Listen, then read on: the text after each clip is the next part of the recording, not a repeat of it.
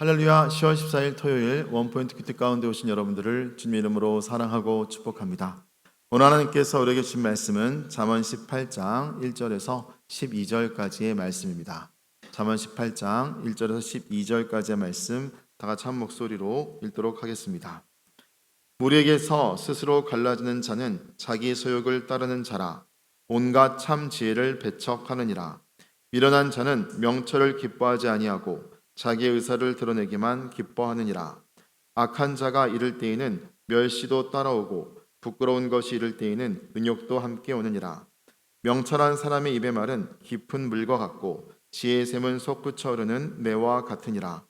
악인을 두둔하는 것과 재판할 때에 의인을 억울하게 하는 것이 선하지 아니하니라. 미련한 자의 입술은 다툼을 일으키고 그의 입은 매를 자청하느니라.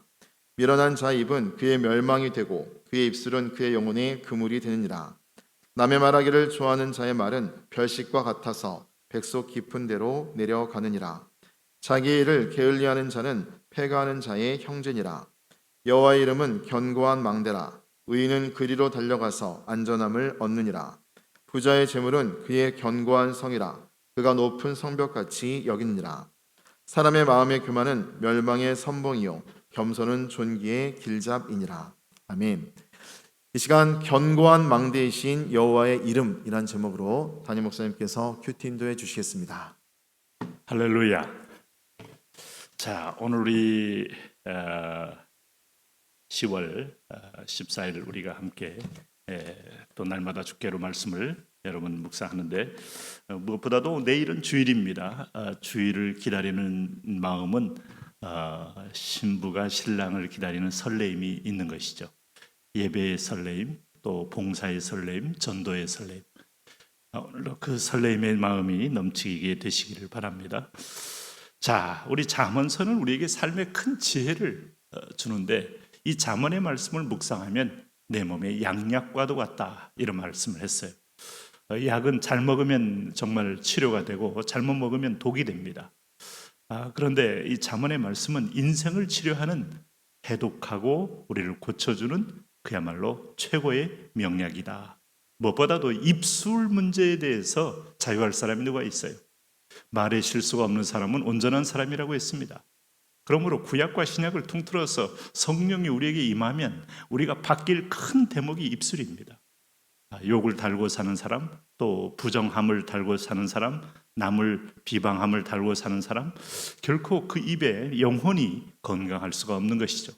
자, 오늘 여기 2절 말씀 보시면은 미련한 자는 명철을 기뻐하지 아니하고 자기의 의사를 드러내기만 기뻐한다.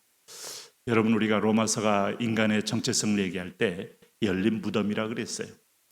그래서 이 무덤은 덮어두는 겁니다. 시체가 썩고 부패하면 수많은 병균과 바이러스들이 시체 속에서 기생하다가 그게 열린 구멍을 통하여 나오는 거예요. 이렇게 인간을 표현했을 때 얼마나 하나님이 이 범죄하고 타락한 인간의 본성에 대해서 아주 처절하게 지적을 하는 겁니까? 왜 그런가 하면 자기 의사를 드러내기만 기뻐하는 존재이기 때문이에요. 우리가 말하면 자기를 자랑하고 자기를 높이고 자기의 명예와 자기의 위신과 자기의 체면과 이것 때문에 거짓말도 하는 겁니다. 이것 때문에 과장도 하는 겁니다. 자, 자기를 높이기 위해서 다른 사람을 폄하하는 그런 말도 하게 되는 겁니다. 자, 이것이 인간의 타락한 본성이기 때문에 이렇게 나오는 말들은 열린 무덤 같은 바이러스를 뿜어내는 것이다. 그래서 이럴 바에야 무덤 문을 닫고 있는 것이 여러 사람을 살리는 거예요. 여러분, 우리는 말을 많이 하여야 존재감이 있다고 우리는 생각하지만은 그 존재감도 존재감 나름이에요. 자, 바이러스가 존재감이 있다면 그거는 그야말로 제거의 대상이 되는 겁니다. 그러나 우리가 소금이나 빛은 소리가 없습니다. 소금은 조용히 녹습니다. 존재감이 없는데 강력한 존재감을 드러냅니다. 이것이 어렵기 때문에 사람들은 입술로 승부를 보려고 하는 거죠. 자, 이것이 참 오늘 이 시대에 우리가 부인할 수 없는 현존적 세상입니다. 그러므로 오늘 우리가 입술을 어떻게 관리할 것인가? 4절을 보시면 이렇게 말합니다. 명철한 사람의 입의 말은 깊은 물과 같고 지혜의 샘은 솟구쳐 흐르는 내와 같으니라. 여기서 명철한 사람, 구약과 신약이 명철한 사람은 소피아적 지혜가 있는 사람입니다. 소피아는 인간이 깨달음에서 온 게 아닙니다. 위에서부터 내려온 계시의 속성이 있어요. 이걸 통하여 인간이 발견해내는 거예요. 그러므로 우리가 하나님을 떠난 이후로는 우리의 정체성, 우리의 존재감은 결코 내 스스로 자아를 깊이 묵상하는 데서 나오는 게 아니고 위의 창조자를 기억할 때 나오는 거예요. 그래서 하나님을 묵상한 사람의 입의 말은 깊은 물과 같고 지혜의 샘과 같다. 위로부터 내려오는 대언. 여러분, 목사가 뭡니까? 하나님의 말씀을 대언하는 자입니다. 선지자가 뭡니까? 대언자입니다. 하나님은 왜 시대가 아무리 악해도 내 백성을 통하여 하나님이 마지막 선물을 제거하지 않으셨나요? 그것은 선지자입니다. 다윗에게도 나단이라는 사람이 있었고 온 백성이 하나님을 떠날 때도 이사야라는 사람이 오늘 왕 곁에 있으면서 백성에게 대하여 하나님의 말씀을 증언하는 것이죠. 왕은 물론이고 모든 사람이 떠나가도 예레미야는 울면서 대언하는 겁니다. 선지자가 없다면 세상은 완전한 흑암 속에 들어가는 것이죠. 사람은 약해도 이 목사의 입에서 나오는 말씀이 하나님의 말씀이라면 이것이 목사를 살리고 모든 드네를 살리는 거예요. 그러므로 깊은 물과 같고 지혜의 샘과 같은 겁니다. 이 샘에 목마른 자들이 몰려오는 것이죠. 오늘날 강단에 하나님의 이 할례가 있기를 구하셔야 돼요. 신변 잡기나 세상의 얘기나 아니면 자기의 드러냄이나 이런 것들이 강단을 지배하면 거기에는 샘이 없는 겁니다. 자, 6절을 보시면은 미련한 자의 입술은 다툼을 일으키고 결국은 그 입술 속에서 자기를 높이다 보니 기어코 남을 비교의 질곡 속으로 끌고 가는 겁니다. 자, 우리는 고린도서에서 저희가 자기로서 자기를 비교하니 지혜가 없도다 했는데 이 지혜, 하늘에서 내려온 지혜를 가진 사람은 결코 남을 비교하지 않아요. 그런데 세상에서 얻은 지혜의 사람은 반드시 비교합니다. 비교를 통하여 만족을 얻고 비교를 통하여 기쁨을 찾고 비교를 통하여 교만을 누리고 비교를 통하여 존엄과 멸시를 하면서 자기의 존재감을 즐깁니다. 이것을 성경은 악하다고 말하고 있는 거예요. 그러므로 미련한 자의 입술은 항상 무슨 말을 할 때마다 자기 자랑이 들어가기 때문에 다툼을 일으키죠. 그의 입은 매를 자청하는 것이죠. 참 우리가 말을 함으로 매를 버는 인생, 이것이 대부분의 인생입니다. 여호와의 귀에 들려졌을 때 하나님은 마지막에 최후의 심판의 매를 이스라엘 백성에 내림으로 광야에 널브러진 시체는 그들의 언동의 열매인 것을 성경은 증언하고 있어요. 그러므로 7절을 보세요. 미련한 자의 입은 그의 멸망이 되고 그의 입술은 그의 영혼의 그물이 되느니라. 멸망과 그물이 된다면 이것은 어리석은 겁니다. 자기의 입을 통하여 멸망을 불러오고 그의 입술로 말미암아 스스로 영혼의 그물을 치는 인생. 우리가 가끔 국회에서 이렇게 청문회를 하는 거 보면은 예전에 했던 말들이 동영상을 통하여 그대로 있는 것을 볼 수 있어요. 그래서 그 동영상을 그대로 틀어주기만 하면 절대로 빼박이죠. 전에 이런 말 했던 것을 지금 아무리 부정한다고 해도 요즘은 너무 이 저장 장치가 좋아서 과거의 한 말이 그냥 하늘로 날아가지 않습니다. 그대로 생생하게 기록이 되어 있더라 이거죠.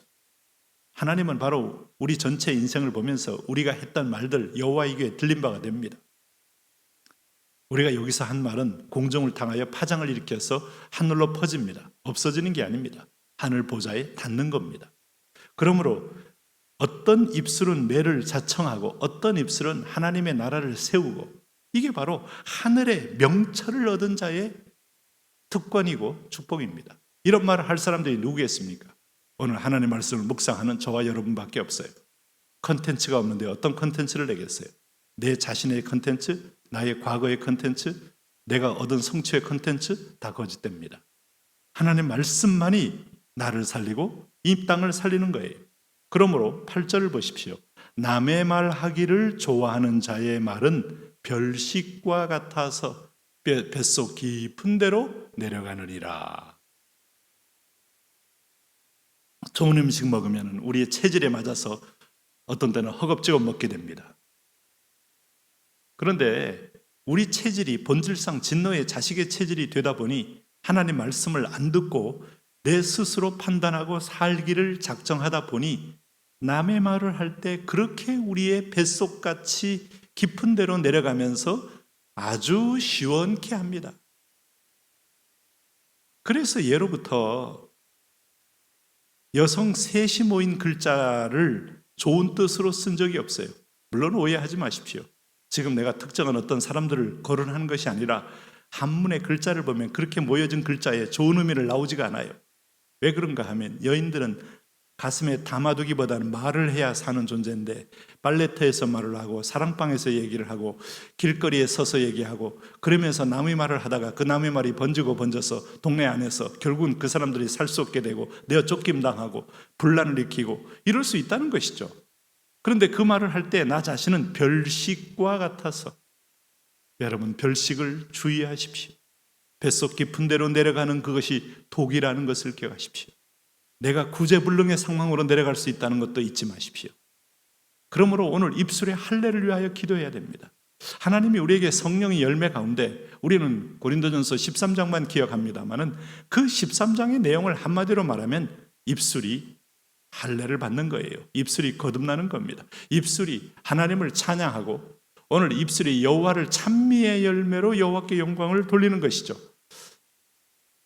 좋은 걸 많이 하다 보면 좋은 세계가 나쁜 세계보다 훨씬 크고 높다는 걸 알기 때문에 이거 하기도 바쁘다는 얘기 들어보셨죠? 남 칭찬하기도 바쁘고 하나님을 찬양하기도 바쁘고 좋은 것을 찾아 누리기도 바쁘고 아름답다는 얘기를 하기에도 너무 바쁜 것들이 너무 세상에 가득 찹니다. 어쩌면 왜 사단이 들어온 아이온의 세상을 보려고 할까요? 하나님 만든 이 코스모스의 아름다움을 볼 때마다 참 아름다워라가 노래가 나올 수 있는 거예요. 오늘도 우리 입술은 여호와의 영광을 보고 여호와의 비전을 보고 여호와의 꿈을 전하는 입술 되시기를 바랍니다.